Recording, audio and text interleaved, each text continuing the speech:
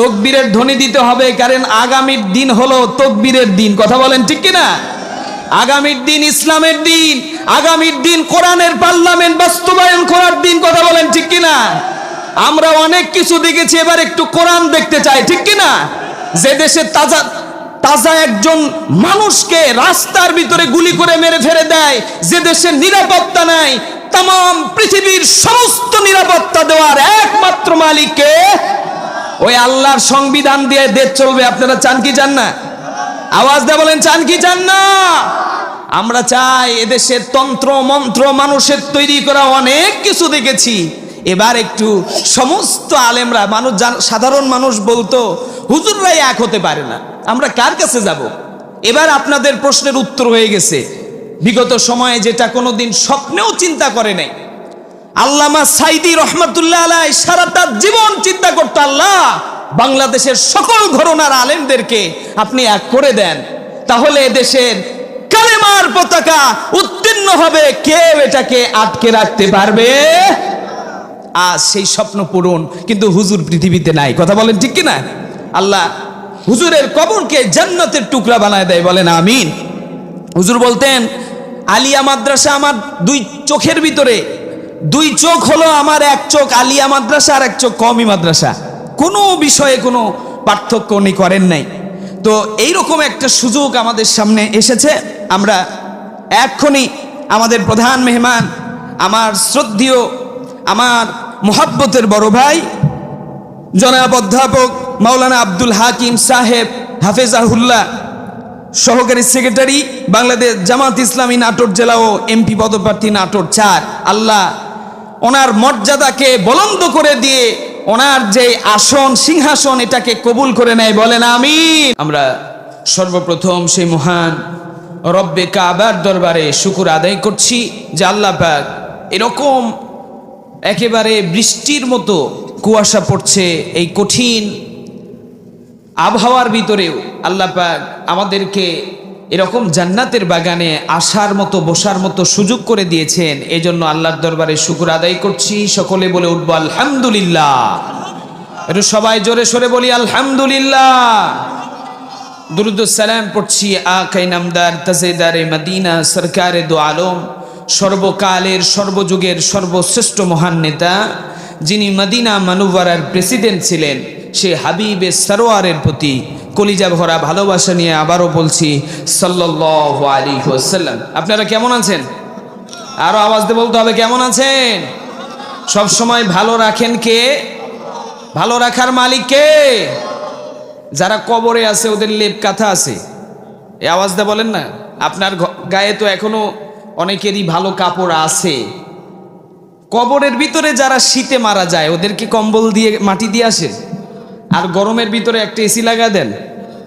গরমে শীতে বর্ষায় অতীত রোদের সময় সব সময় যে অবস্থাতে মারা যায় তার কি থাকে? একটাই কাপড়, সাদা কাফনের কাপড়।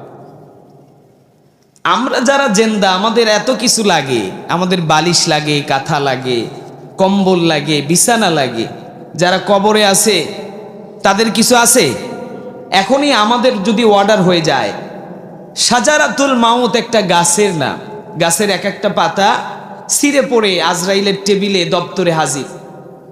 এটা দেখার পরে আজরাইল তাকে টার্গেট করে তার জানটা কবজ করে।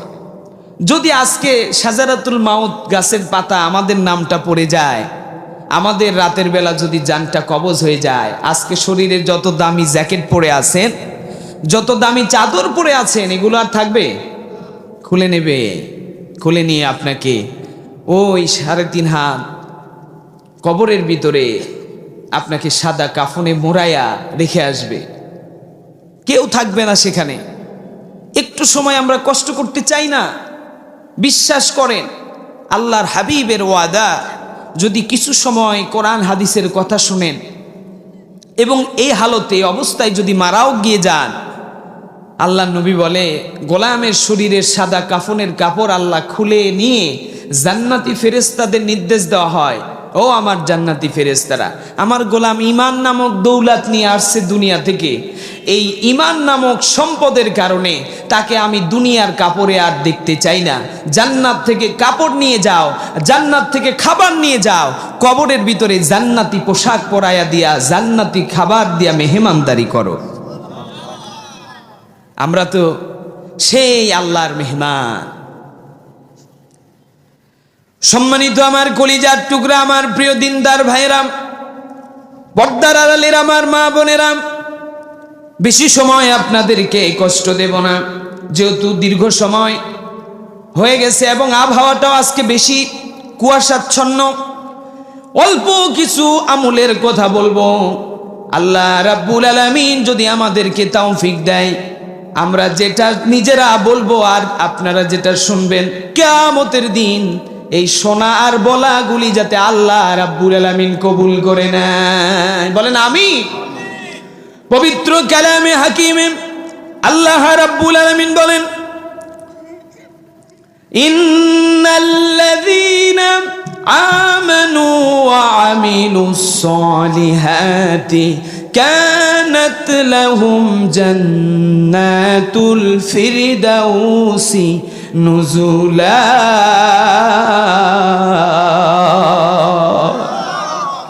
খালিদিনা ফিহা লা ইয়াবগুনা আনহা ওয়ালা قل لو كان البحر مدادا لكلمات ربي لنافد البحر قبل أن تنفد كلمات ربي ولو جئنا بمثله مددا।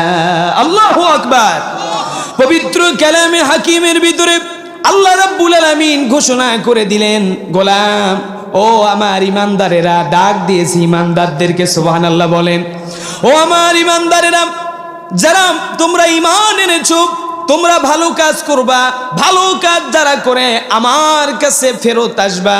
আমি তো তোমাদেরকে দুনিয়াতে পাঠাইছি, আবার ফেরত আসবা আমি আল্লাহ রাব্বুল আলামিনের নিকটে। কথা বলেন ঠিক কিনা? পালায়া কি আল্লাহর জায়গা ছাড়া অন্য কোথাও যেতে পারবো? আল্লাহ পাক বললেন, আমার কাছে যখন ফিরে আসবা, আল্লাহ রাব্বুল আলামিন ওয়াদা দিলেন, ওয়াদাল্লাহু হক। আল্লাহ রাব্বুল আলামিনের ওয়াদা হক ওয়াদা, এটার ভিতরে কোনো ভেজাল আছে? কিন্তু আমি আপনি যখন ওয়াদা দেই, এই ওয়াদার ভিতরে ভেজাল আছে। এই ওয়াদা আল্লাহর দরবারে মঞ্জুর হতেও পারে, নাও পারে। আমাদের ওয়াদা আমরা এটা পূর্ণ করতেও পারি, ওয়াদা খেলাপও করতে পারি, ঠিক কিনা?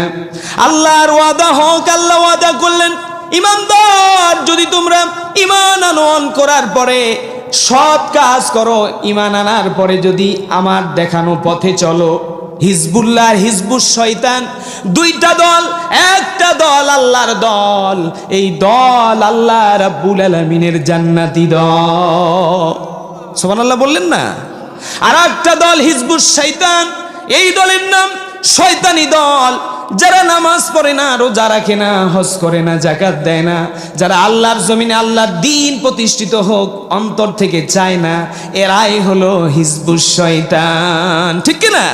আমরা আল্লাহর জমিনে আল্লাহর দ্বীন প্রতিষ্ঠিত হোক, আল্লাহর জমিনে আল্লাহর দ্বীন প্রতিষ্ঠিত হোক, এটা অন্তর দিয়ে চাই, মন দিয়ে চাই, জবান দিয়ে চাই, হাত দিয়া চাই, পা দিয়া চাই, এমনকি জীবনটাও যদি দেওয়া লাগবে জীবন দিয়া দেব, তারপরেও আল্লাহর জমিনে আল্লাহর দ্বীন প্রতিষ্ঠিত করেই ছাড়বো ইনশাআল্লাহ। রাজি আছেন আপনারা? একটু গরমটা মানে রাত তো গভীর, ঠান্ডাটা একটু ছেড়ে নেন, একটু দুটা হাত আল্লাহর দিকে উঠান দেখি। লিল্লাহে তাকবীর, নারায়ে তাকবীর। আল কোরআনের আলো সংসদে কোথায়? আল কোরআনের আলো, আল হাদিসের আলো। হাত নামান। মাশাআল্লাহ। একটু অনেকে ঝিমাচ্ছে, তো এই ঝিমানোটা আউট হয়ে গেল। কথা বলেন ঠিক কিনা? ঘুমের জায়গা অনেক আছে জান্নাতে, ঘুম পারবেন কবরের ভিতরে, দুনিয়াতে একটু কম ঘুমালেন, অসুবিধা আছে? আল্লাহ পাক বললেন, যারা ঈমান আল্লাহ তোমাদের জন্য উপহার। শর্ত হলো ঈমানের। কিসের শর্ত? ইমান আনতে গিয়ে কষ্ট আছে না নাই বলে? আমাদের ইমানের দাম আল্লাহর কাছে কম, কিন্তু সবচাইতে বেশি ইমানের দাম সাহাবা আজমাইনদের। কথা বলেন ঠিক কিনা? আল্লাহ নবীজির সাহাবীরা যে পরিমাণ কষ্ট করেছে ইমান আনতে গিয়া, দুনিয়ার এমন কোনো অত্যাচার সহ্য করে নাই, এমন কোনো কষ্ট নাই সহ্য করে নাই। নবী রাসূলরা জেল খেটেছেন, আল্লাহ নবীজি শিয়াবে আবি তালেবের ভিতরে কালেমার দাওয়াত দেওয়ার কারণে একদিন নয়, 2 দিন নয়, 3টা বছর শিয়াবে আবি তালেবে বন্দী ছিলেন। আল্লাহ নবীজির পরে সাহাবীরা জেলের ভিতরে ছিলেন, তাবেঈনগণ জেলের ভিতরে ছিলেন। এমনকি আমাদের ইমাম আবু হানিফা রহমাতুল্লাহ আলাই উনিও জেল খেটেছেন, জেলের ভিতরে জীবন শেষ হয়ে গেছে। আর সামনে আমাদের চোখের দেখা বাংলাদেশের কোরআনের পাখি বলা হতো যারে আল্লামা সাইদি, তারেও জেলের ভিতরে দুনিয়ার থেকে বিদায় দিয়ে দিয়েছে। কথা বলেন ঠিক কিনা? ওনার এমনি এমনি মৃত্যু হয় না, ফাসিস্ট লেডি ফেরাউন ও পরিকল্পিতভাবে ইনজেকশন দিয়া আল্লামা সাইদিরে হত্যা করেছে, শহীদ করেছে। কথা বলেন ঠিক কিনা? বাংলাদেশের মানুষ অন্ধ নয়, সত্য মিথ্যা যাচাই করার ক্ষমতা আছে। কথা বলেন ঠিক কিনা? চোখ দিয়ে দেখে এখন কে টেন্ডারবাজি করে, কে চাঁদাবাজি করে, কে ধর্ষণ করে, রাহাজানি করে, আর কে 5 ওয়াক্ত নামাজে মসজিদে গিয়ে পড়ে। ঠিক কিনা? সাহাবীদের ইমানের দাম বেশি, কারণ সাহাবীরা যে কষ্ট করেছে, কষ্টের ভিতরে সবচেয়ে বেশি কষ্ট করেছে হাবশী হযরতে বেলাল রাদিয়াল্লাহু তাআলা আনহু। হযরতে বেলাল হাবশী কালো কুচকুচে মানুষ, এত কষ্ট তারে দিয়েছে কাফেরেরা। বলেছে, ও বেলাল, হয় তোমার জীবন দাও নতুবা কালেমা ছাড়ো। বেলাল রাদিয়াল্লাহু তাআলা আনহু বলেছে, জীবন দেব, ঈমান দেব না। জীবন দিয়ে দেব, ঈমান দেব না। এরকম একটা ঘটনা আসছে, আল্লাহর নবীজি বর্ণনা করে, আমি একদিন মসজিদে নববীতে নামাজের জন্য ফজরের নামাজে বের হলাম। ফজরের নামাজ পড়ার জন্য যখন মসজিদে নববীর গেটে গেলাম, গেটে যাওয়ার পরে দেখি একজন উস্কো খুস্কো শরীর, জামা কাপড় কিছুই নাই, শুধু একটা চাদর, একটা কম্বল শরীরের ভিতরে মুড়ে মসজিদে নববীর গেটে বসে আছে। আমি তার এই অবস্থা দেখে আমি গিয়ে জিজ্ঞাসা করলাম, ও যুবক, ও অপরিচিত যুবক, কি নাম তোমার? কোথায় তোমার বাড়ি? কোথায় তোমার ঘর? এই অবস্থা কেন তোমার? কি বলতে চাও? আমার কাছে আসছো নাকি? যুবক চোখ বেবে, গাল বেবে পানি পড়ে, বলে, ইয়া রাসূলুল্লাহ, ইয়া হাবিবাল্লাহ, বহুদিন মনের তামান্না, অনেক দিন হলে আপনারে দেখবো আর আপনার হাতে কালেমা পড়ে মুসলমান হব, এই স্বপ্ন অন্তরের ভিতরে লালন করতেছিলাম।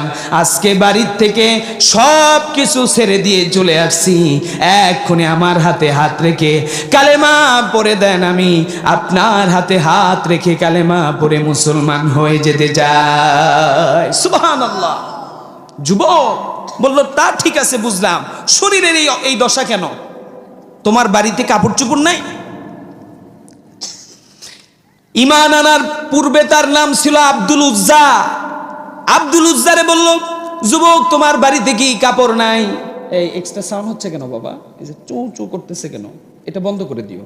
হ্যাঁ, ইকোটা একটু কমায় দিও, একটু কমায় দিও। আব্দুল উজ্জারে আল্লাহর নবীজি জিজ্ঞাসা করলেন, আব্দুল উজ্জা, ও যুবক, কি অবস্থা? তোমার বাড়িতে কি কাপড় নাই? এই অবস্থা অর্ধলঙ্গ হয়ে কেন আমার দরবারে এসেছো? তুমি তো ভালোভাবে সুন্দরভাবে আসতে পারতা। আল্লাহ নবীজির কাছে, দয়ার নবীর কাছে, নবীর দয়া কম না বেশি? আওয়াজ দা বলতে হবে, কম না বেশি? আল্লাহ নবী ছিলেন তামাম পৃথিবীর সমস্ত মাখলুকাতের জন্য রহমত। কোরআনুল কারীমে আল্লাহ বলেন, ওয়ামা আরসালনাকা ইল্লা রাহমাতাল লিল আলামিন। আল্লাহ পাক পবিত্র কালামুল্লাহ শরীফের ভিতরে বর্ণনা করলেন, ও পৃথিবীর মানুষেরা, আমি আল্লাহ হলেন আলহামদুলিল্লাহি রাব্বিল আলামিন, আমি হলাম तमाम পৃথিবীর প্রতিপালক। আর আল্লাহ রাব্বুল আলামিনের প্রেরিত নবী, বিশ্ব নবীজি জনাবে মুহাম্মদুর রাসূলুল্লাহ হলেন রাহমাতাল লিল আলামিন। আল্লাহু আকবার।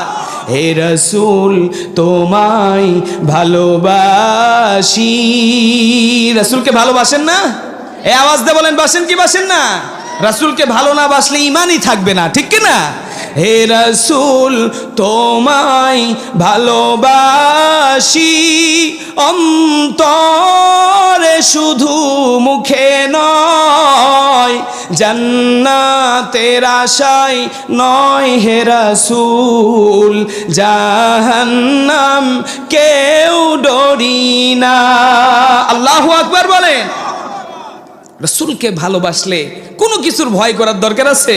কারণ কিয়ামতের ময়দানে কেউ আপনার পাশে থাকবে না। আল্লাহর নবী জাহান্নামী মুখী উম্মতদের হাত ধরে বলবে, ও উম্মত কই যাও? কয় আমার তো ফায়সালা হয়ে গেছে, গুনাহ বেশি হয়ে গেছে, আল্লাহ পাক তো আমারে দাড়ি পাল্লাই ওজন দিয়া পাঠায় দিছে, কই জাহান্নামে। কয় না, দাঁড়াও, তুমি আমার উম্মত, তোমার আবার দাড়ি পাল্লায় ওজন হবে। আল্লাহর নবীজি ওনার জুব্বার পকেট থেকে এক টুকরা কাগজ নিয়ে গিয়ে দাড়ি পাল্লার নেকের জায়গায় রাখবেন, আসমান জমিনের চাইতে বেশি ভারী হয়ে যাবে। আল্লাহ পাক বলবেন, ইয়া রাসূলুল্লাহি, ইয়া হাবিবাল্লাহ, উম্মতের জন্য এত পাগল আপনি, কাগজ দেওয়ার দরকার নাই, আপনি সুপারিশ করবেন, আপনি আজকে উকিল। কিয়ামতের ময়দানে কারো কোনো ওকালতি চলবে না, কেবলমাত্র শুধুমাত্র বিশ্ব নবীজি নিজে আল্লাহ রাব্বুল আলামিনের দরবারে ওকালতির দায়িত্ব পালন করবে উম্মতের কান্ডারি। সুবহানাল্লাহ। আল্লাহ নবীজি বলবে, ইয়া রব্বে কাবা, আপনার কাছে আরজি আমার উম্মতদেরকে আমারে এক নজর না দেখায়া জাহান্নামে ফেলে দেবেন না, আমি যাতে একবার তাদেরকে এক নজর দেখতে পারি।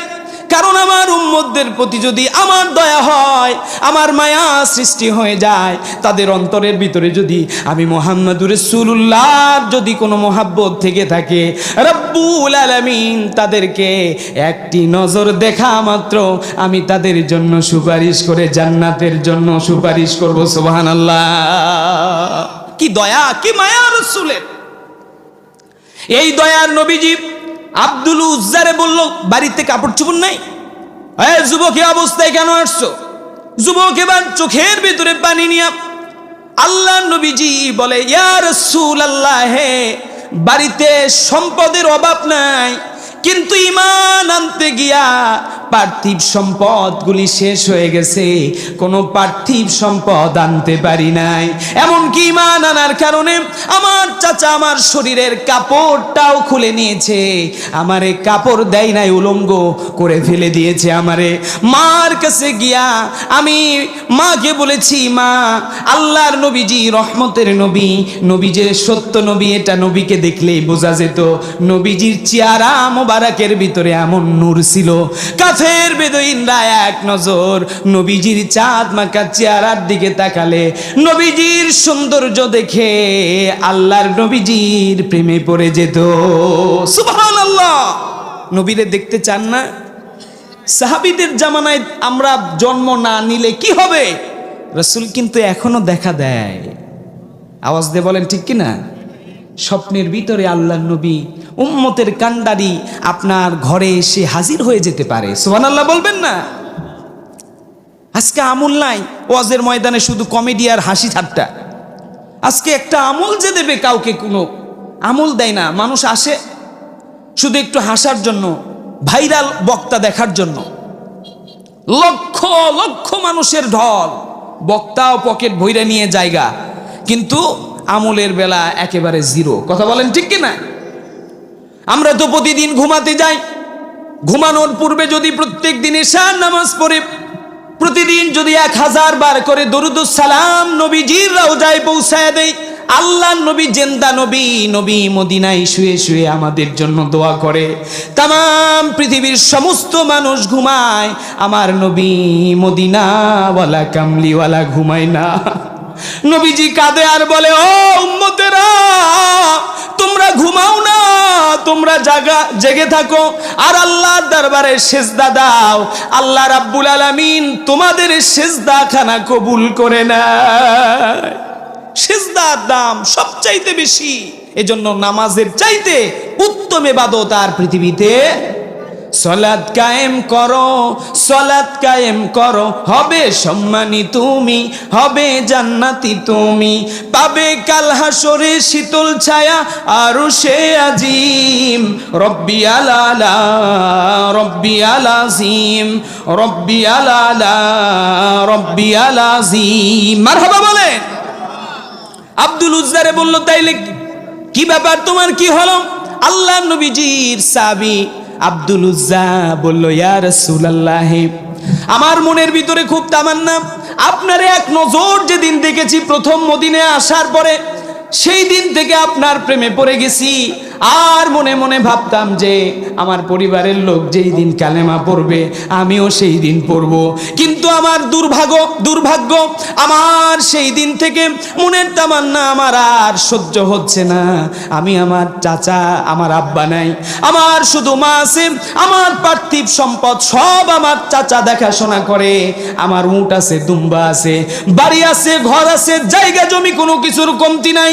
ইয়া রাসূলুল্লাহ, কথা বলেন না এখানে, ইয়া রাসূলুল্লাহ, সব কিছু পরিপূর্ণ আছে ইয়া রাসূলুল্লাহ, তবে কিছুই নিয়ে আসতে পারি নাই, শুধু নিয়ে আসছি আপনার জন্য এক জাররা পরিমাণ ঈমান।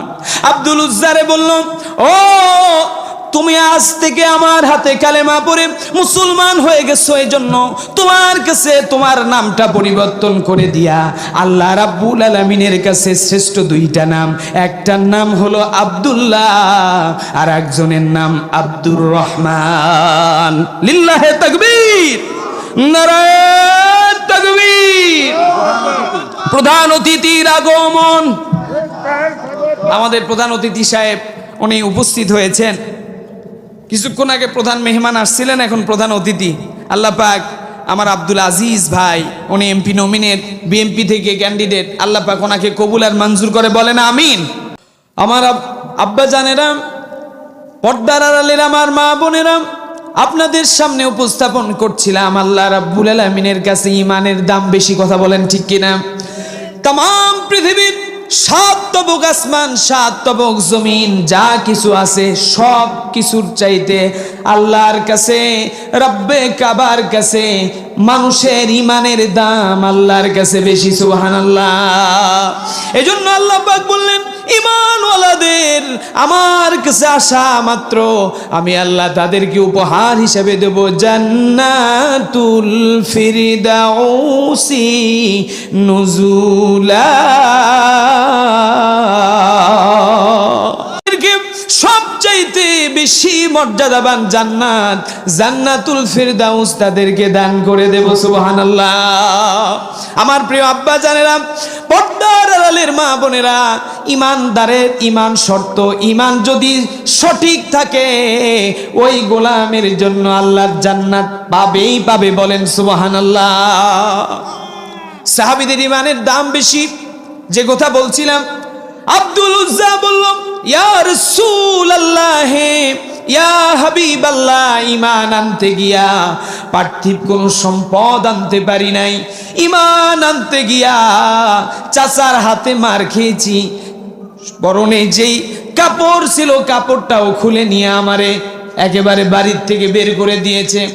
রাগে ক্রোধে উলঙ্গ অবস্থায় মার কাছে গেছি, মা আমার এই অবস্থায় দেখে, যুবক সন্তান রে উলঙ্গ দেখে মা চোখটা নিজের হাত দিয়ে এইভাবে আবরণ করে বলে, বাবারে আব্দুল উজ্জা এমন অবস্থা কেন? বলে, ভেবেছিলাম মা চাচা এবং তুমি উভয় কালেমা পড়ে মুসলমান হবা, কিন্তু আমার ধৈর্যের বাঁধ আর কুলাই না, আমি আর দেরি করতে পারলাম না। জান্নাতের সুবাস মুহাম্মাদুর রাসূলুল্লাহর কালেমার মধ্যে আমার নাকে এসে লাগতেছে। তোমরা ওয়েট করো, তোমরা দেরি করো, আমার দেরি আর সহ্য হয় না। এক্ষুনি মদিনা মুনাওয়ারায় গিয়া নবীজির হাতে হাত রেখে জান্নাতের পথে, কালেমার পথে আমি জীবন দিতে রেডি। আল্লাহু আকবার। এবার আব্দুল উজ্জা বলে, ইয়া রাসূলুল্লাহ, আমারে কালেমা পড়ে দেন। কালেমা পড়ে দিলেন আল্লাহর নবীজি। আর সাহাবীদেরকে বলল, আমার সাহাবীরা আজকের থেকে আব্দুল উজ্জারে আর তোমরা আব্দুল উজ্জা বলে ডাকবা না, আব্দুল উজ্জার নাম দিলাম আব্দুল্লাহ। আব্দুল্লাহ রে তোমরা আসহাবে সুফায় জায়গা দাও আর সেখানে কোরআন শিখাও। কালেমা গ্রহণ করার পর প্রথম কাজ হলো ইলম অর্জন করা। যার ইলম নাই তার ইবাদতেরও কোনো দাম নেই। আপনি যদি নামাজ কয় ওয়াক্ত কয় রাকাত কিভাবে পড়তে হবে, রোজা কখন খাওয়া লাগবে কখন ছাড়তে হবে, জাকাত কত টাকা হলে দেওয়া লাগবে কত টাকা দেওয়া লাগবে না, হজ কোন জায়গায় পাথর মারতে হবে কোথায় কুরবানি করতে হবে, এই নিয়ম পদ্ধতি যদি না জানেন আপনি এই ইবাদতগুলি হবে বলে হবে? নিয়ম জানার জন্য আল্লাহর নবীজি মসজিদ নববীর পাশেই সাহাবীদেরকে নিয়ে আসহাবে সুফা তৈরি করলেন একটা মাদ্রাসা। এই মাদ্রাসার মধ্যে আব্দুল উজ্জারে আব্দুল্লাহরে বলল কোরআন শিখো। কোরআন শিখলেন, অল্প দিনের ব্যবধানে কোরআন পড়তে শুরু করে দিলেন। আল্লাহর নবীজির কাছে সাহাবীরা অভিযোগ দিল, বলল ইয়া রাসূলুল্লাহ, আব্দুল্লাহ এত জোরে কোরআন তেলাওয়াত করে তার আওয়াজে আমাদের ঘুম নষ্ট হয়ে যায়। আল্লাহর নবীজি বলল, আমার সাহাবীরা আব্দুল্লাহর প্রতি রাগ হয়ো না, আব্দুল্লাহর প্রতি তোমরা ক্রোধ হয়ো না, তারে কোরআন পড়তে দাও। ঈমান আনার কারণে জীবনে কিছুই আনতে পারে নাই, অন্তত পক্ষে আল্লাহর কোরআনটা পড়ে ঈমানের তৃপ্তি মধুটা গ্রহণ করতে দাও। সুবহানাল্লাহ। ঈমান হলো একটা মৌচাকের মধুর মতো। কথা বলেন ঠিক কিনা? আমরা হলো মৌমাছি। কথা বলেন, মধু যেখানে সেখানে মৌমাছি, আর যেখানে মধু নাই সেখানে কি মশা, মশা মাছি।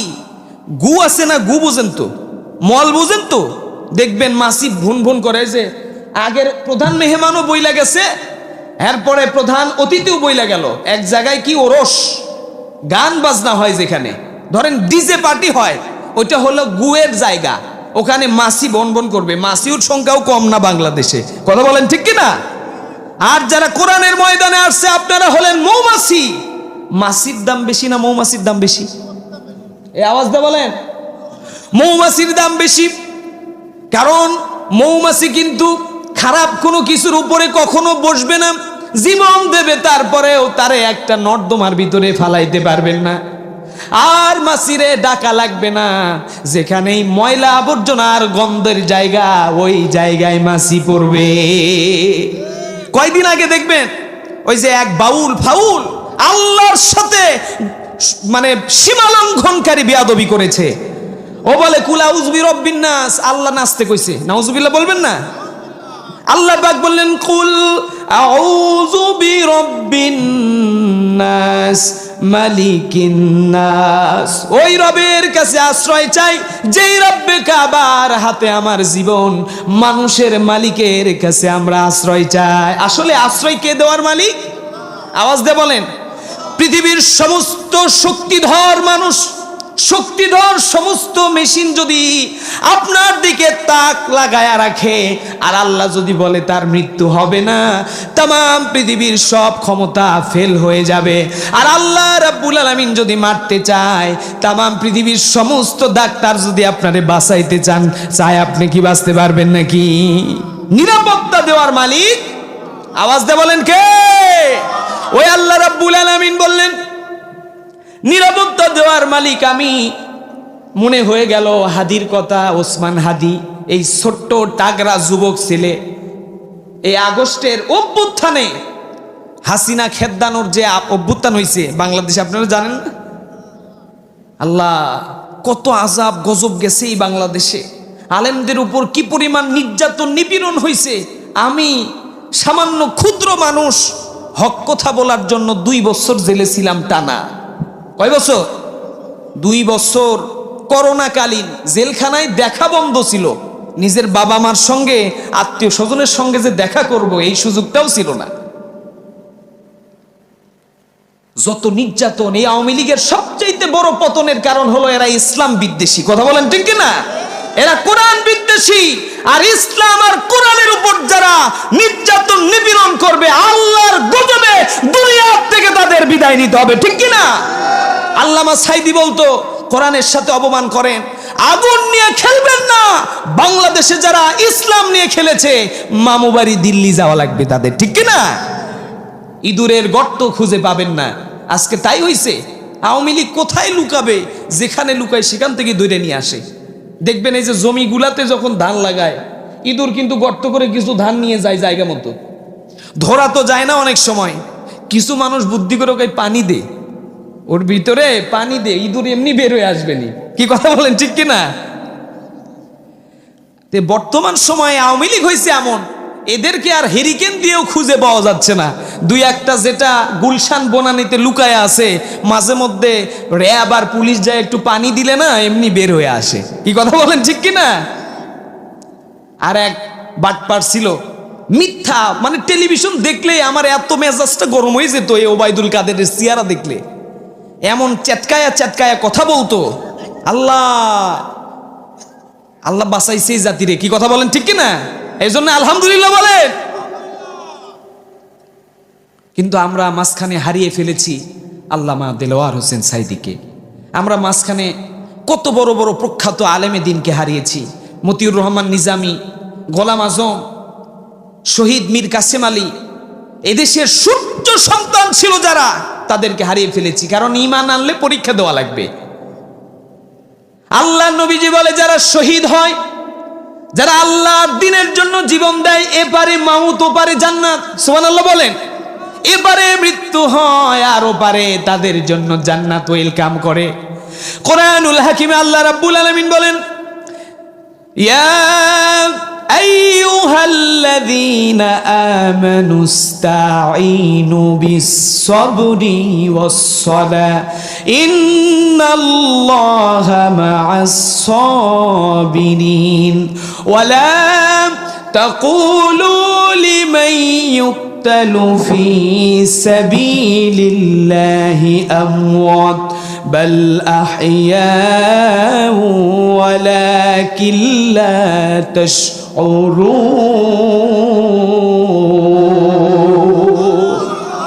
আল্লাহ পাক বলেন, ইয়া আইয়ুহাল্লাযীনা আমানু, হে ঈমানদারেরা, তোমরা বিপদ যখন আসবে নামাজের মাধ্যমে আল্লাহরে স্মরণ করবা আর ধৈর্য ধরবা। কি করবা? আছে আমাদের ধৈর্য নাই? আছে ধৈর্য? আছে আছে। যারা ইমানদার তাদের ধৈর্য থাকবে। ধৈর্য যদি না থাকতো এতক্ষণ ধরে এই বৃষ্টির মতো জায়গায় বসে থাকতাম না। কি কথা বলেন, ঠিক কিনা? ধৈর্যের ফল সবসময় কি হয়? মিঠা হয়, মিঠা। কিন্তু বাংলাদেশের মানুষ আমরা হয়েছি কি জানেন? নিম গাছ লাগাইছি। নিম গাছ লাগায়া প্রত্যেক দিন নিম গাছের গোড়ায় পানি দিয়ে আর বলি, আল্লাহ একটু আঙ্গুর ফল দিও। কি ফল? নিম গাছ লাগায়া প্রতিদিন জিকির করি আর দোয়া করে ফু দেই পানিতে আর বলি, আল্লাহ আঙ্গুর ফল দিও, আঙ্গুর ফল দিও।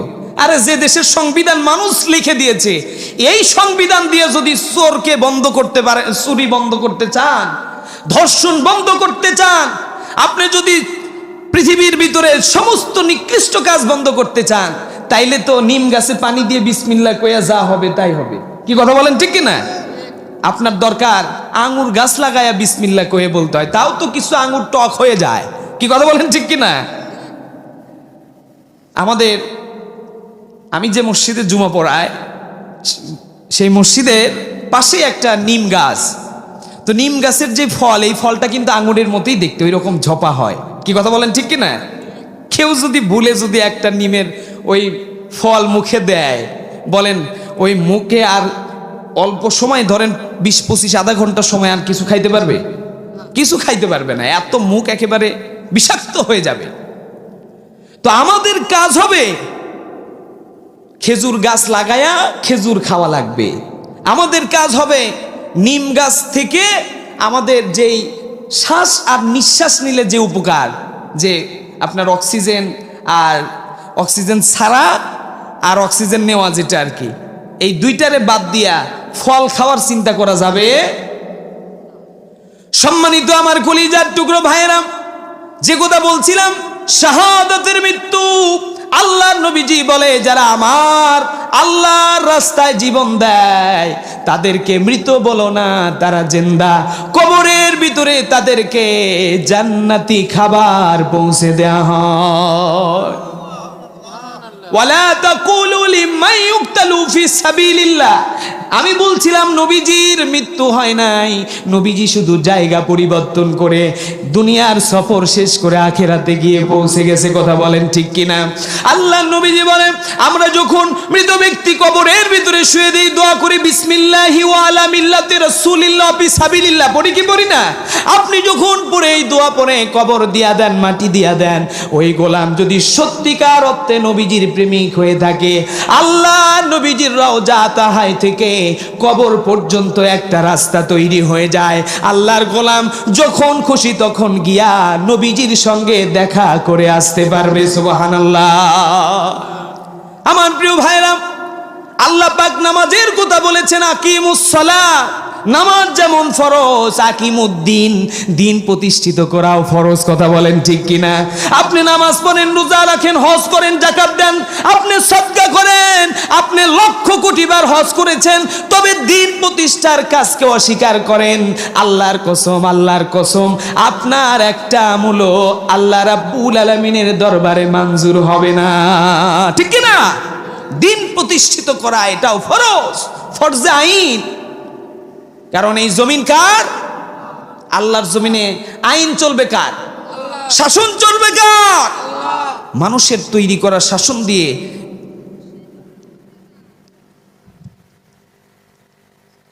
শেষ করে দেব অল্প সময়। আর একটু কষ্ট দিয়ে আপনাদেরকে। সম্মানিত ভাইয়েরা, যে কথা বলছিলাম, তাহলে নামাজের মর্যাদা সবচাইতে আল্লাহর কাছে বেশি।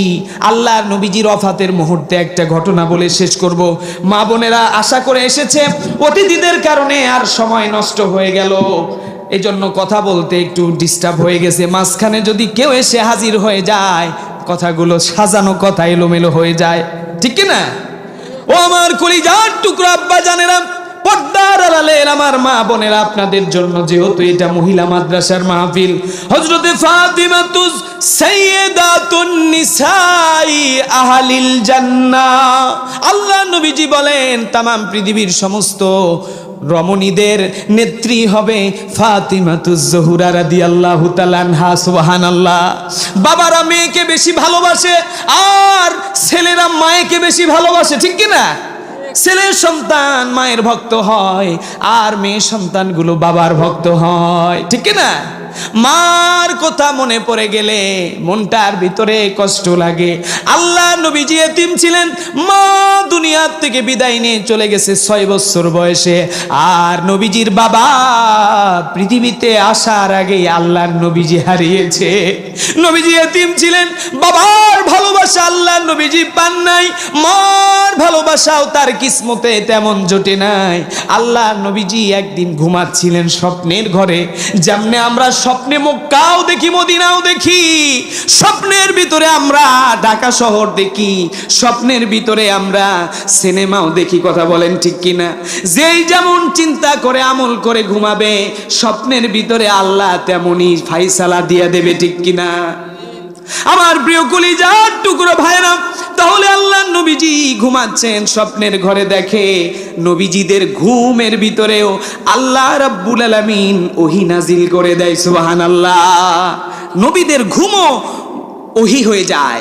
আমাদের তো ঘুম আসলে আমরা মৃত হয়ে যাই, কিন্তু নবীজি, আল্লাহ নবীদের ভিতর ঘুমের ঘরে আল্লাহর পক্ষ থেকে আয়াত নাজিল হয়ে যেত। সুবহানাল্লাহ। আল্লাহ নবীজি ঘুমাচ্ছেন, নবী যার মা নাই বাবা নাই, হঠাৎ দেখবেন একদিন বাবার কথা মনে পড়ে গিয়া হাউমাউ করে কান্না করছেন। হঠাৎ একদিন মার কথা মনে পড়ে গেলে আপনার বুকের ভিতরে কষ্ট হয়।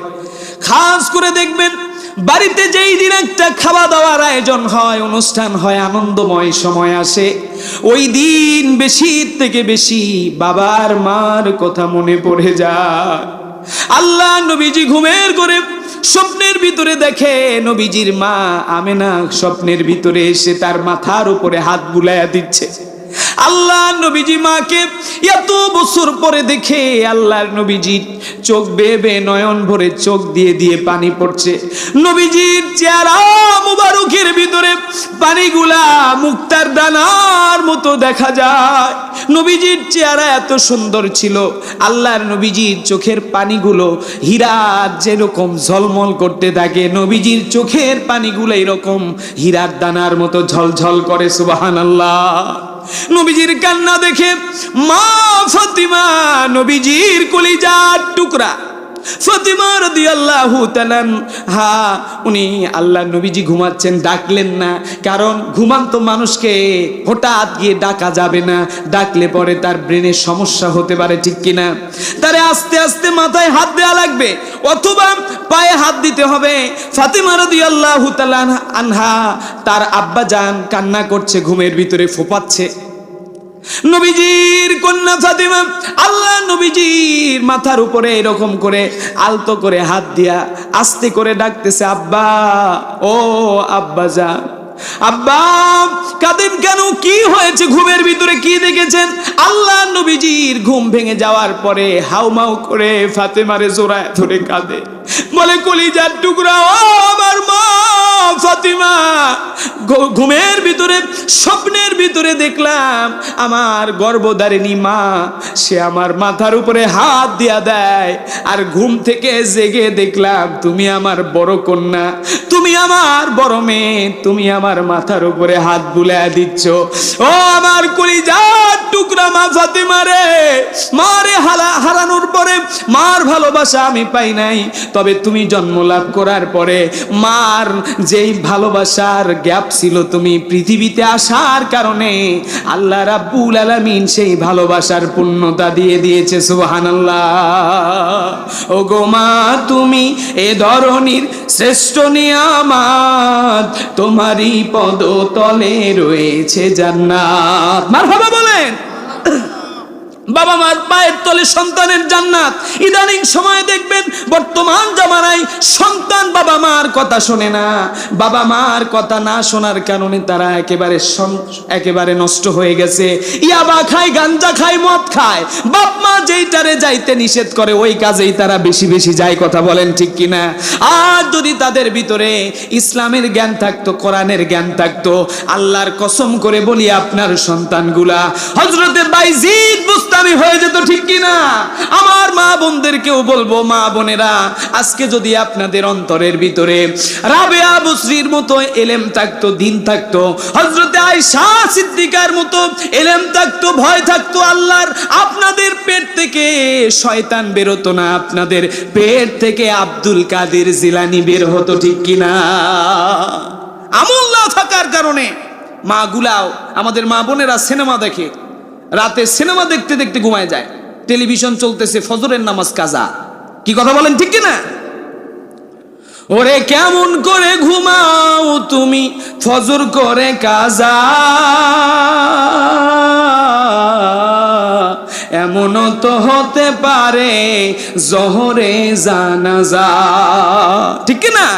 কেমন করে ঘুমাও মানুষ ফজর করে কাজা, এমনও তো হতে পারে জোহরে জানাজা। আল্লাহ ইমানের সাথে আমাদের খাতামা বিল খায়ের দান করে, বলেন আমিন। হযরতে ফাতিমা রাদিয়াল্লাহু তাআলা নবীজিকে বললেন, আব্বা জান তাহলে অবস্থা কেন, আপনি কাঁদেন কেন? বলে, মা তোমারে দেখার পরে আমার কলিজাটা ভরে গেল, স্বপ্নের ভিতরে আমার মা আমিনারে দেখেছি, স্বপ্ন ভাঙার পরে ঘুম থেকে উঠে তোমারে দেখলাম, আমার 4টা কন্যা সন্তান, তার ভিতরে তুমি বড় সন্তান। আমি আগে ভাবতাম আমার 4টা কন্যা সন্তান, 4টা মেয়ে, কিন্তু আজ থেকে আমার 3টা মেয়ে আর একটা হলো আমার মা, সেটার নাম ফাতিমা। আল্লাহু আকবার। আমাদের ছোট্ট মেয়েদেরকে আমরা কি নাম ধরে কমই ডাকি, আমরা কিন্তু ডাকি মা, ও মা, ছোট্ট মা বলে ডাকি না ছোট মেয়েদেরকে। মেয়ে সন্তান বাড়ির জন্য রহমত। আল্লাহর নবী বলে, যার একটা মেয়ে সন্তান তার একটা জান্নাত। সুবহানাল্লাহ বলবেন না? আপনি এই জামাতে মেয়ে কতজন মানুষের আছে, দিকে হাত তুলেন তো, কার কার মেয়ে সন্তান আছে? আলহামদুলিল্লাহ। ও সবারই না মেয়ে জল বলেছে, একটা হোক দুইটা হোক, জান্নাতের মালিক আল্লাহ কবুল করে বলেন আমিন। এই যে জান্নাতের আরেকটা টুকরা হলো এই মাদ্রাসা, কথা বলেন ঠিক কিনা? আজকে এক অভিভাবককে সম্মানিত করা হয়েছে, তার মেয়ে হাফেজা হয়েছে, না হাফেজা হয়েছে। আল্লাহ, মেয়েরা যখন বেশি লেখাপড়া শিখে বাবাদের মানে বাপ সবচেয়ে বেশি খুশি হয়ে যায়। মেয়েদের ভালো কিছু দেখে বাপ আবেগে চোখের পানি বের হয়ে যায়, কান্না করে দেয়। আবার ছেলে সন্তানরা যখন ভালো কিছু করে মা গুলা গর্বে তাদের বুকটা ভরে যায়, ঠিক কিনা? আল্লাহ নবী বলেন, আমি মেয়ের বাবা, দুনিয়াতে যারা মেয়ে সন্তানের বাবা হবে জান্নাতের ভিতরে পাশাপাশি জান্নাতে আমার আল্লাহ আমাদেরকে রাখবেন, কারণ মেয়ের বাবা হওয়া সুন্নাত। আমি আল্লাহ নবী মেয়ের বাবা হয়েছি। আর দুনিয়াতে যারা মেয়ে সন্তানের বাবা হবা তাদের জন্য আমার খোঁজখবরই, আখিরাতের জিন্দেগিতে তুমি মেয়ের বাবা আমি মেয়ের বাবা পাশাপাশি একই জায়গায় থাকবো। আল্লাহু আকবার, কি খোঁজখবরই! আল্লাহ নবীজি এই খোঁজখবরই দিয়ে মা ফাতেমারে বলল, মা মাঝে মধ্যে ফাতেমার খবর নিতে তার বাড়িতে যেত। আল্লাহ নবীজি বাবারা যখন দেখবেন মেয়ের বাড়িতে যায়, কিচ্ছু না থাকলেও বাড়ির ভিতর থেকে একটা বড় মুরগি নিয়ে এসে জবাই দেয়, কথা বলেন ঠিক কিনা? গরিব যতই হোক বাড়িতে হাঁস থাকুক আর মুরগি থাকুক, আর জামাই যদি ধনী হয় বলবে, যাও আমার আব্বা আম্মা আসছে, বাজার থেকে গরুর গোস্ত নিয়ে আসো, ভালো মন্দ কিছু কিনে আনো। আমার বাবার ভাই সারা জীবন আমার বাড়িতে আসে না, মাঝে মধ্যে আসে, একটু ভালো খাওয়ায়। কি কথা বলেন ঠিক কিনা? মেয়েরা বেশি ভালোবাসে বাবারে। আল্লাহ নবীজি বাবা হয়ে মাঝে মধ্যে মেয়ের বাড়িতে গিয়া খোঁজ খবর নিতেন। একদিন আল্লাহ নবীজি ফাতেমার ঘরে গিয়া নক করেছে, সালাম দিয়েছে, আসসালামু আলাইকুম ইয়া হালাল বাইত। এর ভিতর থেকে কান্নার কণ্ঠে ফাতেমা জবাব দেয়, ওয়া আলাইকুমুস সালাম ওয়া রাহমাতুল্লাহ ইয়া রাসূলুল্লাহ। আব্বা জান বলে, দরজা খোলো। বলে, আব্বা দরজা খুলবো। দরজা খুলে দিলেন, ফাতেমার চোখের ভিতরে পানি। বলে, কি হয়েছে তোমার, কাঁদো কেন? দেখবেন সন্তান যদি বিয়ে দিয়েছেন, জামাই যদি অত্যাচার করে, নিপীড়ন করে, বাবার কলিজাতে আগুন লেগে যায়। সব সহ্য করতে পারে বাবারা, কিন্তু মেয়ে সন্তানের চোখের পানি বাবারা সহ্য করতে পারে না। আল্লাহ নবীজি ফাতেমার চোখের পানি সহ্য করতে পারলেন না, বললেন, মা কি হয়েছে মা? ফাতেমা রে, তুমি কাঁদো কেন? ফাতেমা বলল, আব্বা আমার কোনো দুঃখ নাই, আপনার দুইটা নাতি হাসান আর হুসাইন আজ 3 দিন যাবত তাদের পেটে কোনো পার্থিব খাবার দিতে পারি না, 3 দিন যাবত খায় না। ও আব্বা, আপনার জামাইও খাবারের অ্যারেঞ্জ করতে পারে নাই, ব্যবস্থা করতে পারে নাই। আব্বা গো, হাসান হুসাইন কান্না করে, মাঝে মধ্যে একটু পানি খাওয়ায়, হাউজে জমজমের পানি ছাড়া পার্থিব কোনো খাবার আমার বাড়ির ভিতরে নাই। আল্লাহ নবীজি বলল, ও আমার কলিজার টুকরা মা ফাতেমা রে, কই আমার হাসান, কই আমার হুসাইন? আল হাসান ওয়াল হুসাইনু সাইয়্যিদাস শাবাবি আহলিল জান্নাহ। আল্লাহু আকবার বলেন, লিল্লাহি তাকবীর। হাসান আর হুসাইন হলো মুসলমানদের নেতা, জান্নাতে যারা নেতৃত্ব দেবে দুনিয়াতেও তারাই হবে আমাদের নেতা, কথা বলেন ঠিক কিনা? বাংলাদেশে এমনও অনেক নেতা আছে নামাজ রোজা নাই, কিন্তু নির্বাচিত এমপি মন্ত্রী আছে না নাই? আমরা এবার আর এইরকম এমপি মন্ত্রী চাই না, আমরা নামাজি এমপি মন্ত্রী চাই, ঠিক কিনা? নামাজ এমপি মন্ত্রী যদি পার্লামেন্টে যায়, কোরআনের কথা বলে, আল্লাহর কসম এই বাংলাদেশে শান্তি প্রতিষ্ঠিত হয়ে যাবে, দেরি লাগবে না। আল্লাহ নবীজি কলিজার টুকরা হাসান হুসাইন রে ডাকলো, ভাই ও হাসান হুসাইন আসো আমার কাছে আসো। হাসান কান্দে, হুসাইন কান্দে। আল্লাহ নবী যখন দুনিয়ার থেকে বিদায় নিয়ে চলে যাবেন, আবু বকর, ওমর, ওসমান, আলী রে ডাকলেন, আর ডাকলেন হযরতে আলী আর ফাতেমারে ডেকে বললেন, ও আমার হাসান আর হুসাইন রে আসো। আলী রে বলল, খবরদার খবরদার, আমার হাসান হুসাইন যাতে কখনো কষ্ট না পায়। হাসান হুসাইন আমার কলিজার টুকরা, যারা আমারে মোহাব্বত করতে চাও তারা হাসান আর হুসাইনরে মোহাব্বত করবা, আর যারা হাসান হুসাইনরে কষ্ট দাও সরাসরি আমি মুহাম্মদুর রাসূলুল্লাহরে কষ্ট দাও। সুবহানাল্লাহ। এমন মোহাব্বত আল্লাহ নবীজি হাসান হুসাইনরে করত। হাসান হুসাইন রে দুই কোলে উঠালেন, কপালে চুমু দিলেন, গলার ভিতরে চুমু দিলেন, গালের ভিতরে চুমু দিলেন। ছোট বাচ্চাদেরকে চুমু আমরা দেই কি দেই না? নাতিদেরকে চুমু দেই কি দেই না? আল্লাহ নবীজি হাসান হুসাইন রে চুমু দিতেন। একটা সংক্ষিপ্ত ঘটনা এর ভিতরে ঢুকায়া দেই, না বললেই না।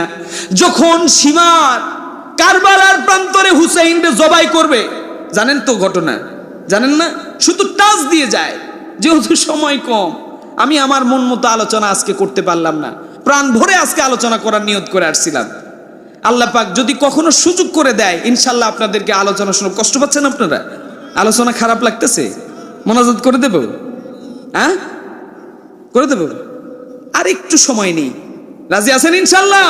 কারা কারা রাজি আছেন একটু হাত তুলে দেখান। লিল্লাহে তাকবীর।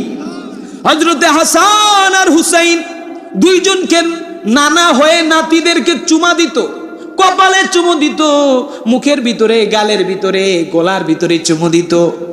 ওই কারবালার প্রান্তরে আল্লাহ নবীজির কলিজার টুকরা হুসাইন রে ইয়াজিদ বাহিনীর সীমার যেদিন জবাই করবে, জবাই করার জন্য তরবারিটা নিয়ে এইরকম করে আমরা কুরবানির ভিতরে দেখবেন খাসি, ছাগল আর গরুরে জবাই করি। কোথায় জব করি? এই যে এখানে না, এইভাবে মানুষ জবাই করতো ওই সময় যুদ্ধের ময়দানে। হুসাইন রাদিয়াল্লাহু তাআলা ওনাকে ধরা হলো, সীমার পা একটা তার বুকের উপরে উঠিয়ে দিয়ে তরবারি দিয়া বারবার গোলার উপরে ফেসাইতেছে। যেমন ইব্রাহিম আলাইহিস সালাম ইসমাইলের গোলার উপরে ফেস দেয় কিন্তু কাটে না। কথা বলেন ঠিক কিনা? আসলে এই তরবারিও তখন কার কথা শুনেছে? আওয়াজ দা বলেন। ওই যে বললাম, পৃথিবীর সমস্ত শক্তি যদি মারতে চায়, আল্লাহ যদি বাঁচাইতে চায়, পৃথিবীর কোনো তরবারি, কোনো রিভলভারের গুলি, কোনো কিছু তাকে কিছু করতে পারবে না। ঠিক কিনা? এই যে হাদিরে গুলি করছে, আল্লাহ যদি তার হায়াত দিয়া থাকে, কোন ষড়যন্ত্রকারীর একটা বুলেটের আঘাত তার কিচ্ছু করতে পারবে না। ঠিক কিনা?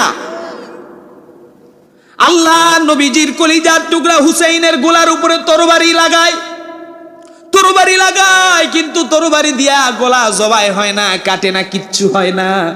আল্লাহ নবীজির কলিজার টুকরা হুসাইন রাদিয়াল্লাহু তাআলা আনহু ডাক দিয়া সীমার রে বলে, ও সীমার, এভাবে আমার গোলা কাটা যাবে না। আমার নবীজির জবান মোবারক, মুখ মোবারক দিয়া, ঠোঁট মোবারক দিয়া আমার গোলার ভিতরে কতবার যে চুমু খেয়েছে, কতবার চুমু দিয়েছে আমার নানা, এইগুলা তুমি কাটতে পারবা না। আমার নবীজি কলিজার টুকরা মায়ার নবীজির মুখটা, জবানটা আমার গোলার ভিতরে লেগেছে। এখানে দুনিয়ার কোন ধাতব পদার্থ দিয়া, তরবারি দিয়া, চাকু দিয়া গোলা কাটবে না। তুমি যদি জবাই করতে হয়, উল্টা দিকে ঘাড়ের উপরে তুমি আমারে জবাই করে শহীদ করে দাও। আল্লাহ নবীজির কলিজার টুকরা ছোট্ট হাসান হুসাইনকে কোলে নিলেন। 3 দিনের না খাওয়া শরীর, নবীজিরও তেমন অবস্থা। আল্লাহর নবীজিও মনের মধ্যে একটা আশা নিয়ে মেয়ের বাড়িতে গিয়েছিল।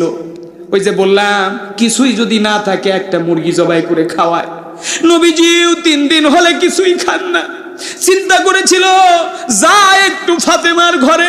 ফাতেমা তো শুধু আমার মেয়ে না, ফাতেমা আমার মা।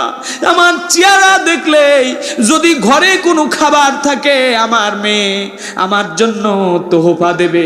কিন্তু নবীজি যখন ডাক দিয়ে দেখলেন হাসান হুসাইন ওই বাড়ির মানুষই 3 দিন হলে অনাহারে, হাসান হুসাইন রে ডাক দিয়ে আল্লাহ নবীজি কোলে উঠালেন।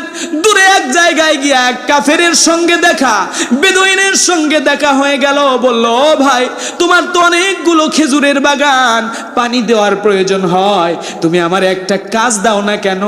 আমি একটু কাজ করব, কাজের বিনিময়ে কয়টা খেজুর আমারে দিও। আমার নিষ্পাপ হাসান আর হুসাইন 3 দিন হলে কিছু খায় না। আমার বড় কলিজা ফেটে যায়। আমি নানা হয়ে কেমন করে তাদের এই কষ্ট দেখি।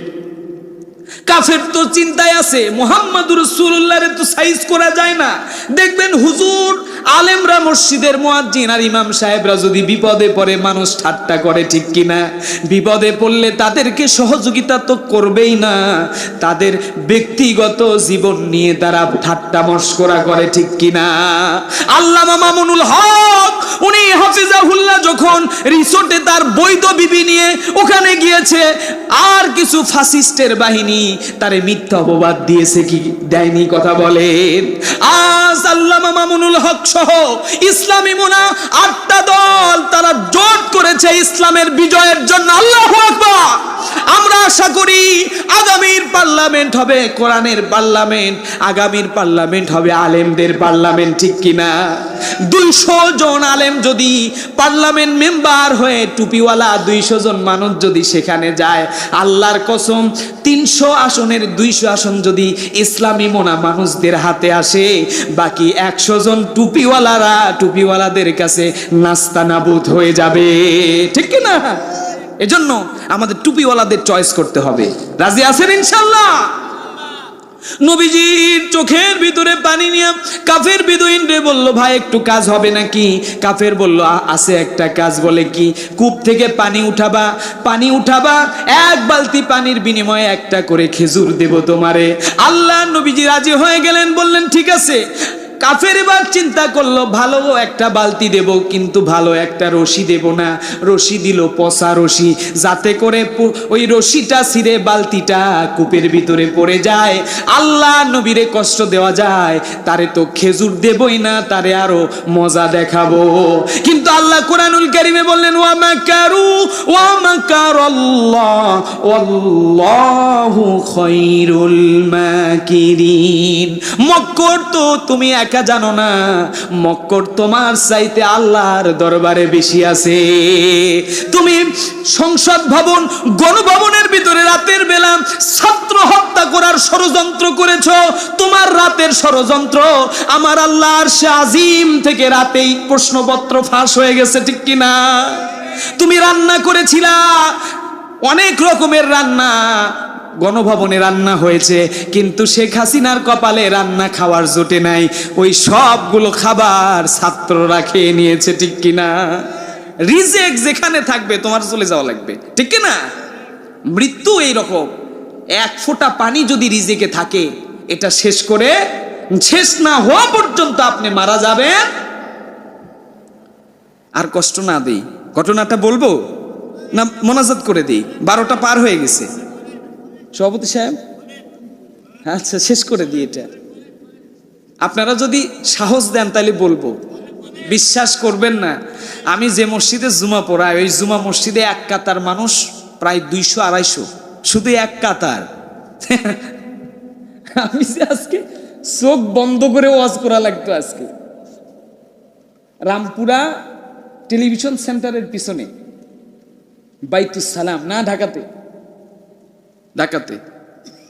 আল্লাহ আপনাদের শোনেন, নবীজি যখন প্রথম কালেমার দাওয়াত দিলেন তখন কিন্তু সাহাবীর সংখ্যা খুব কম ছিল, কিন্তু তারা সাচ্চা ইমানদার ছিল, ঠিক কি না? আমি মনে করি আজকে আমার সামনে যারা বসে আছেন আপনারাও ওই 100, 200, 1000 ওই ভেজালে ইমানদারের চাইতে অরিজিনাল ইমানদার আপনারা, ঠিক কি না? আল্লাহ নবীজি হাসান হুসাইনের সঙ্গে নিয়ে এবার কাফেরের সঙ্গে চুক্তি করলো, 1 বালতি পানি আর একটা খেজুর। আল্লাহ নবীজি চাঁদ মাকা চেহারা, নবীজিও নিজের হাতে কাজ করেছেন, লজ্জা করেন নাই। এজন্য আল্লাহ নবী হাদিস শরীফের মধ্যে বর্ণনা করেছেন, আল কাসিমু হাবিবুল্লাহ, স্বহস্তে অর্জনকারী, রিকশাওয়ালা, ভ্যানওয়ালা, জমির এই মজুরদারি কাজ যারা করে, আসবাবপত্র যারা তৈরি করে, যারা নিজের হাতে কামাই করে খায়, এই বান্দাগুলা আল্লাহ রাব্বুল আলামিন এর বন্ধু হয়ে যায়। আল্লাহু আকবার। নবীজি নিজেও দিন মজুরের কাজ করেছেন। নবীজি এবার তার হাতে একটা বালতি দিল আর পচা একটা রশি দেয়া হলো। আল্লাহর নবীজি হাসান হুসেনকে কূপের সাইডে দাঁড় করায় বলল, আমার কলিজার টুকরা নাতিরা এখানে অপেক্ষা করো, আমি শুধু 1 বালতি করে পানি উঠাবো আর একটা খেজুর নেব। এইভাবে করে যখন তোমাদের পেট ভর্তি হয়ে যাবে তখনই আমরা চলে যাব এখান থেকে, চিন্তা করো না। পরিশ্রম হবে, কারণ প্রায় হাদিস শরীফের মধ্যে আসছে, কিতাবের মধ্যে মধ্যে লিখেছে 40 ফিট নিচ থেকে আল্লাহ নবীজি দড়ি দিয়া দিয়া পানি উঠাচ্ছিলেন, হাতের ভিতরে ফসকা পড়ে গেছে আল্লাহ নবীজির চেহারা মোবারক এমন সুন্দর ছিল। আয়েশা সিদ্দিকা রাদিয়াল্লাহু তাআলা বলেন, পৃথিবীর ভিতরে সবচাইতে বেশি সুন্দর মানব ছিল ইউসুফ আলাইহিস সালাম। সেই সময় ইউসুফ আলাইহিস সালাম রে দেখে মিশরের রমণীরা ফল কাটতে গিয়ে হাত কেটে ফেলেছে। আজকে ওই মিশরের রমণীরা যদি বেঁচে থাকতো আর আমার নবীজির চেহারার দিকে যদি তাকাতো, তার কলিজাটাও কেটে ফেলে দিত, নবীজির সৌন্দর্য শেষ হতো না। আল্লাহ নবীজি এবার তার নূরমাখা হাত দিয়া বালতিতে পানি উঠায়, এক বালতি পানি উঠায়, কাফের সাইডেই দাঁড়িয়ে থেকে একটা খেজুর দেয়, একটা খেজুর হাসাইনরে দেয়, একটা খেজুর আবার এক বালতি উঠায়।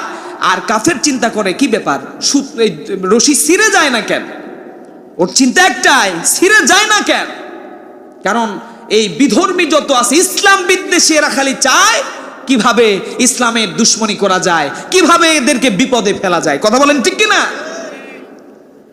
এলাকায় হিন্দু আছে, হিন্দুদেরকে তাদের ধর্ম তারা পালন করুক, অসুবিধা নাই, কিন্তু মুসলমান হিসেবে একটা কথা বলে যায়, আমরা তাদেরকে মন থেকে ভালোবাসি, অন্তর দিয়ে ভালোবাসি, তাদের নিরাপত্তার দায়িত্ব আমরা নিতে রাজি আছি।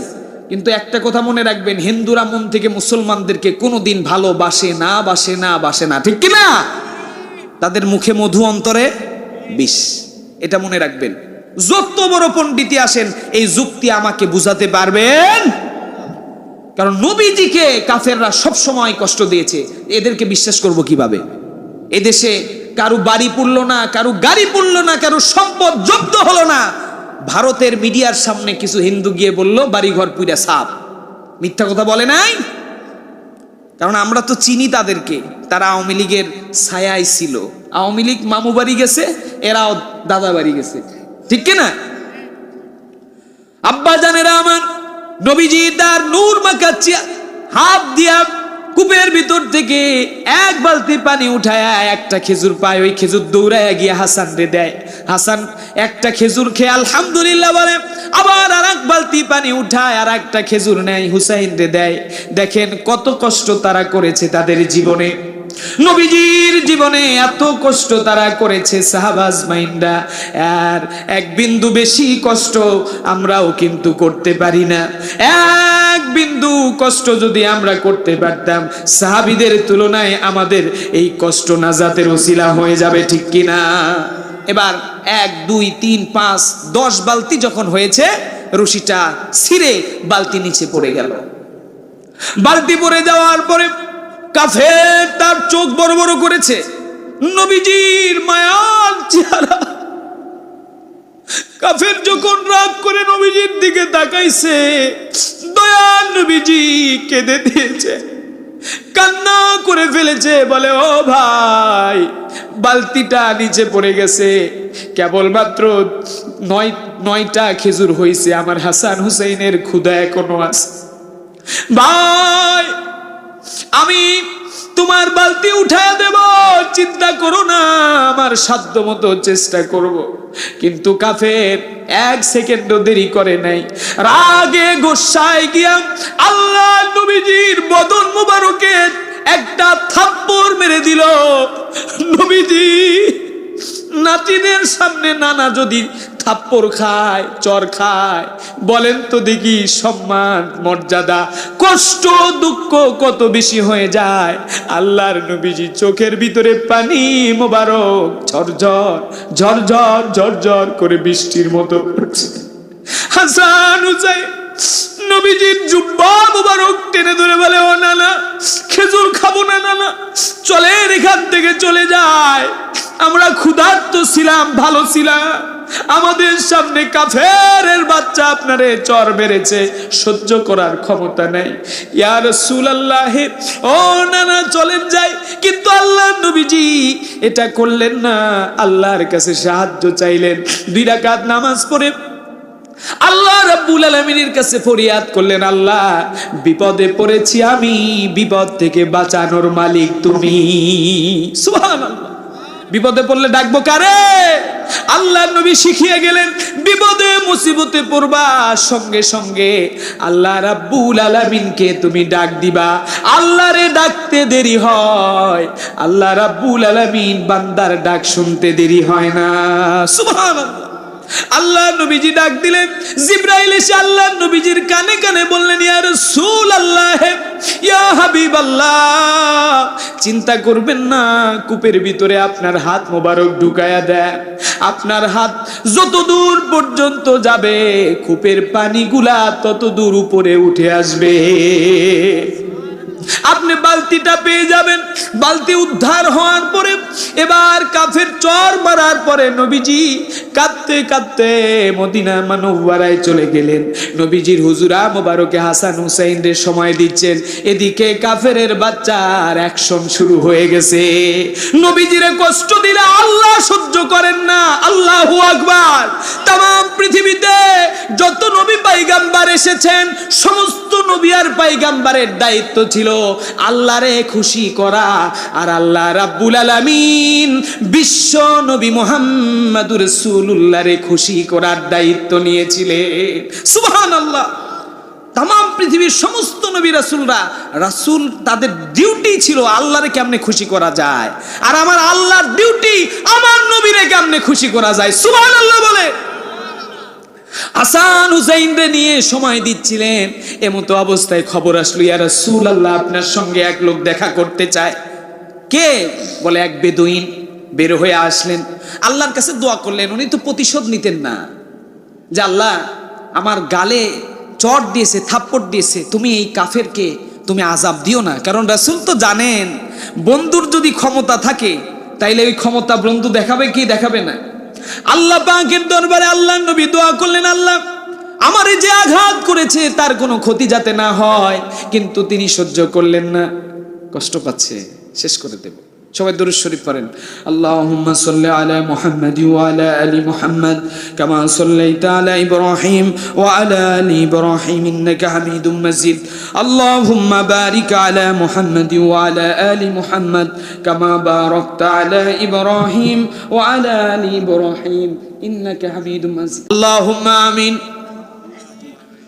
ربنا ظلمنا أنفسنا وإن لم تغفر لنا وترحمنا لنكونن من الخاسرين. ربنا ظلمنا أنفسنا وإن لم تغفر لنا وترحمنا لنكونن من الخاسرين. ربنا آتنا في الدنيا حسنة وفي الآخرة حسنة وقنا عذاب النار. رب ارحمهما كما ربياني صغيرا. اللهم سبحانك لا علم لنا إلا ما علمتنا إنك أنت العليم الحكيم.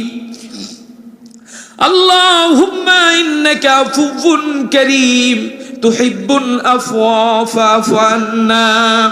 رب العالمين গভীর রাত্রিবেলা দুনিয়ার সব অফিস আদালতের দরওয়াজা বন্ধ হয়ে গেছে, তোমার রহমতের দরজা খোলা এখনো আছে। আল্লাহ দুনিয়ার সবার দরজা বন্ধ, তুমি আল্লাহর দরজা তো বন্ধ না। রব্বুল আলামিন কোরআনুল কারীম থেকে বাদ মাগরিব থেকে নিয়ে এখন পর্যন্ত আমরা যারা আলোচনা করেছি আর যারা শুনেছেন, মেহেরবানি করে আল্লাহ উভয়কে আলোচনাগুলি আমল করবার তৌফিক দিয়া দাও। আয় আল্লাহ তাআলা, এই মাহফিলের আয়োজন ইন্তেজামিয়া কমিটি এই মাহফিল করতে গিয়া টাকা দিয়া, পয়সা দিয়া, শ্রম দিয়া, মেধা দিয়া, যোগ্যতা দিয়া, পরামর্শ দিয়া, রব্বুল আলামিন চাল দিয়া, ডাল দিয়া বিভিন্ন ভাবে যারা সহযোগিতা করেছেন, আল্লাহ প্রত্যেককে আল্লাহ কিয়ামতের দিনে এই মাহফিলকে নাজাতের ওসিলা বানায়া দিও। রব্বুল আলামিন খাস করে এই মাদ্রাসাটারে তুমি কবুল আর মঞ্জুর করে নাও। মাদ্রাসার ভিতরে আমার মা বোনেরা, মাদ্রাসার কলিজার টুকরা মেয়ে সন্তানগুলা হাত তুলেছে। আল্লাহ রাব্বুল আলামিন, আমিও একজন মেয়ে সন্তানের বাবা। জানি না রাব্বুল আলামিন, বুকটার ভিতরে বড় যন্ত্রণা। আল্লাহ, গতকালকে এই রাজশাহীতে একটা ছোট বাচ্চা পাইপের একটা গুলি একেবারে ব্রেনে গিয়ে আঘাত করেছে। মাবুদ, এই বাংলাদেশে বিপ্লবীদেরকে বাঁচতে দেয় না। বিশেষ করে ভারত, বাংলাদেশের প্রকাশ্য শত্রু এই ভারত, যারা দেশপ্রেমিক হয়ে এই বাংলাদেশে জন্মগ্রহণ করে প্রতিবাদী হয়, কোনো না কোনো ষড়যন্ত্র করে তাকে মেরে ফেলে দেয়। আল্লাহ তাআলা, তুমি আমার হাদিরে সুস্থ করে দাও। আল্লাহ, আমার হাদি ভাইরে তুমি সুস্থ করে দাও। রব্বুল আলামিন, এরকম বিপ্লবী যদি মারা যায়, বাংলাদেশে আর হাদি তৈরি হবে না। আল্লাহ, তুমি হাদিরে তুমি কবুল করো, হাসনাত আব্দুল্লাহ রে কবুল করো। আল্লাহ, তুমি সাদিক কায়েম রে কবুল করে নাও। এই এলাকার আমার যুবক ভাইদেরকে তুমি আল্লাহ আবু বকরের মতো চরিত্রবান বানায়া দাও। পর্দার আড়ালে আমার মা বোনেরা হাত তুলেছে, আসুলখানা চোখের পানি দিয়া ভিজায়া ফেলতেছে রে আল্লাহ। আল্লাহ, তাদের হাতখানা তুমি কবুল করে নাও। রব্বুল আলামিন, যা কিছু আমল হয়েছে হাদিয়া সওয়াবখানা সোনার মদিনায় বিশ্ব নবীজির রওজায় তাহাই পৌঁছায়া দাও। তাম পৃথিবীর মাটির নিচে যত মুমিন মুমিনাত শুয়ে আছে, মেহেরবানি করে প্রত্যেকের আরোয়ার পরে সওয়াবখানা পৌঁছায়া দাও। আয় আল্লাহ তাআলা, তাম পৃথিবীতে যত ইমানদার কবরে গেছে তাদের কবরগুলোকে জান্নাতের টুকরা বানায়া দাও।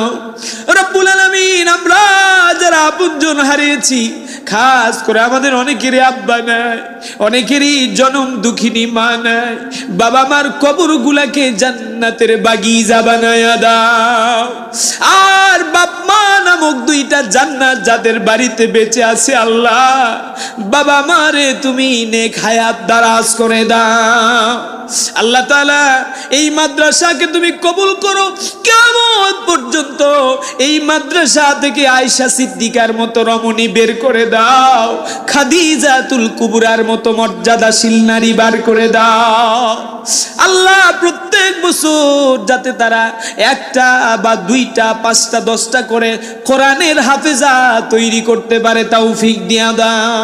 আল্লাহ, এই মাদ্রাসায় যারা শিক্ষক আছেন, আমার মুহতামিম সাহেব, আল্লাহ সুন্দর নসিহত করেছে, আল্লাহ জয়নুল আবেদিন হুজুর হাফেজাহুল্লাহ, আল্লাহ আমার কলিজার টুকরা মুহতামিম রে নেক হায়াত দারাজ করে দাও। আমার সভাপতি সাইদুল ইসলাম, সাইদুর রহমান হাজী সাহেব কাবা শরীফের মেহমান, তারে কবুল করে না। আল্লাহ, আমাদের প্রধান অতিথি, বিশেষ অতিথি, প্রধান মেহমান সহ আজকের আলোচক যারা ছিলেন, সম্মানিত মেহমান, আর যারা স্লিপ দিয়া হাজার হাজার টাকা এখানে দান করেছে, আল্লাহ প্রত্যেকরে তুমি কবুল আর মঞ্জুর করে নাও। আমার আরেকজন, আমার সভাপতি সাহেবের ভাই দুনিয়ার মায়া ত্যাগ করে বিদায় নিয়ে চলে গেছে। আল্লাহ, তার আব্বা মা দুনিয়ার সফর শেষ করে চলে গেছে। আল্লাহ সাইদুর রহমানের স্ত্রীও দুনিয়ার থেকে বিদায় নিয়েছে। রব্বুল আলামিন, আপনজন হারানোর বেদনা যে হারাইছে সেই বোঝে। দাঁত থাকতে যদি দাঁতের মর্যাদা দিতে না পারি, বাবা মা বেঁচে থাকতে বাবা মাকে ভালোবাসতে পারি না। এই গভীর রাত্রি বেলা বাড়িতে যাব, সবাই দরজায় গিয়ে ডাক দেব, বিবিরে, বিবি ঘুম ভাঙবে না। সন্তান গুলারে ডাক দেব, সন্তানরাও জাগবে না, গভীর ঘুমে নিমগ্ন আছে। কিন্তু মার জানালায় গিয়া যদি একবার মা বলে ডাক দে, দুনিয়ার কারু কানে আমার আপনার ডাক না পৌঁছালেও মা দুঃখিনীর কানে দরজায় ডাক দেয়া মাত্র কানে তার সাউন্ড পৌঁছে যায়, মা দৌড়ে এসে দরজা খুলে দেয়। রব্বুল আলামিন যেই মা 10 মাস 10 দিন গর্ভে ধারণ করলেন, আল্লাহ কবরের ভিতরে বাবা মারে তুমি কষ্ট দিও না, বাবা মার কবরটা জান্নাতের বাগিচা বানায়া দাও। আল্লাহ যারা জমি জমা দিয়ে এই মাদ্রাসাকে সহযোগিতা করেছেন, যারা দাতা সদস্য, আল্লাহ তাদেরকে তুমি মাফ করো। যারা বেঁচে আছেন তাদের মর্যাদা বাড়ায়া দাও। আল্লাহ সব রকম সহযোগিতা করে এই মাদ্রাসা মাহফিলের যারা হিতাকাঙ্ক্ষী, আল্লাহ তুমি তাদের হিতাকাঙ্ক্ষী হয়ে যাও। আল্লাহ আমরা যেটা আমাদের জন্য মঙ্গল কিন্তু চাইতে পারি না, আমাদের মনে নাই, কিন্তু তুমি জানো আমাদের মঙ্গল কি। আমাদের মঙ্গলগুলো আমাদেরকে দিয়া দাও, আর আমাদের থেকে অমঙ্গলগুলো উঠায় নাও। যারা অসুস্থ সুস্থতা দাও, অভাবীদের অভাব মিটায় দাও, ঋণগ্রস্তদের ঋণ পরিশোধ করার ফয়সালা করে দাও। রব্বুল আলামিন শয়তানের শয়তানি, দুশ্মনের দুশ্মনী থেকে হেফাজত করো। আল্লাহ পরিশেষে তোমার কাছে চাই এই বাংলাদেশটাকে তুমি ইসলামের জন্য কবুল করে নাও। আল্লামা কোরআনের পাখি আল্লামা দেলাওয়ার হোসেন সাইদি রহমাতুল্লাহ আলাইহি মাফ করে দাও। বড্ড আশা ছিল মনের ভিতরে, জেল থেকে হুজুর বের হবেন, আবার নাহমাদুহু করে আবার কোরআনের কথা শোনাবেন, কিন্তু কপাল পোড়া বাঙালি আমরা, কোরআনের কথা আর হুজুরের কণ্ঠে শুনতে পারলাম না। আল্লাহ এখন যারা সারা বাংলাদেশে কোরআনের ময়দানে কাজ করছে, কথা বলছেন, আল্লাহ প্রত্যেক মুফাসসিরে কোরআনকে তুমি মর্যাদা দিয়া দাও, তাদের নিরাপত্তার চাদরে তুমি আবিষ্ট করে নাও। আল্লাহ তাদেরকে তুমি সঠিক দিন প্রচার করবার তৌফিক দিয়া দাও। রব্বানা তাকাব্বাল মিন্না ইন্নাকা আনতাস সামিউল আলিম ওয়া তুব আলাইনা ইন্নাকা আনতাত তাওয়াবুর রহিম। সুবহানা রাব্বিকা রাব্বিল ইজ্জাতি আম্মা ইয়াসিফুন ওয়া সালামুন আলাল মুরসালিন ওয়াজআল আখিরা কালামিনা ইনদাল মাউত লা ইলাহা ইল্লাল্লাহু মুহাম্মাদুর রাসূলুল্লাহ। আসসালামু আলাইকুম ওয়া রাহমাতুল্লাহ।